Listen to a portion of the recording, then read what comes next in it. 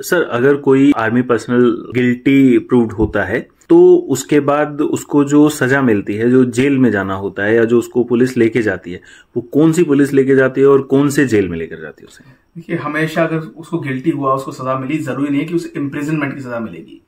अगर इम्प्रिजनमेंट की सजा नहीं मिलती तो उसे कोई जेल नहीं होगी। लेकिन अगर इम्प्रिजनमेंट मिलता है तब भी कोई इमीडिएटली जेल नहीं होगी। जैसा सी every finding and sentence of a court martial is subject to confirmation. तो जब कोर्ट मार्शल जब उसको अनाउंस करेगा कि आप गिल्टी हैं और आपको इम्प्रिजनमेंट हम दे रहे हैं, तब भी वो कंफर्मेशन के लिए वेट करेगा। कंफर्मिंग अथॉरिटी जब तक उसे कंफर्म नहीं करती तब तक उसे कोई इम्प्रिजनमेंट नहीं होगी।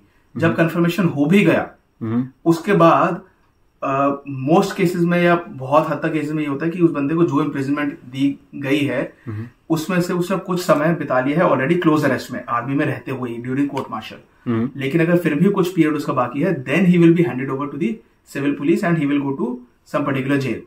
लेकिन और फिर भी कई केसेस में ऐसा होता है कि उसका वो जो लेटर से किसी को 2 साल की जेल का इम्प्रिजनमेंट का ऑर्डर आया, और ऐसा हुआ कि कोर्ट मार्शल चलते हुए या समरी ऑफ एविडेंस जब चल रहा था तब से लेके कोर्ट मार्शल की स्टेज तक वो 1.5 साल हो गया ऑलरेडी। तो तब तक वो क्लोज अरेस्ट में था बंदा। तो उसका टोटल 6 महीने बचा इम्प्रिजनमेंट का। तो ये बहुत केसेस में होता है कि वो 6 महीने को माफ कर देते हैं, कम्यूट कर दिया, let him go free, because उसने सब्सटैंशियल इम्प्रिजनमेंट का जो पीरियड है वो तो ऑलरेडी काट ही लिया है। And now we don't want this person to mix up with proper hardcore criminals who are languishing in jails, and वो उनके साथ मिलेगा तो और बड़ा क्रिमिनल बनेगा। So we don't want our faujis to go there.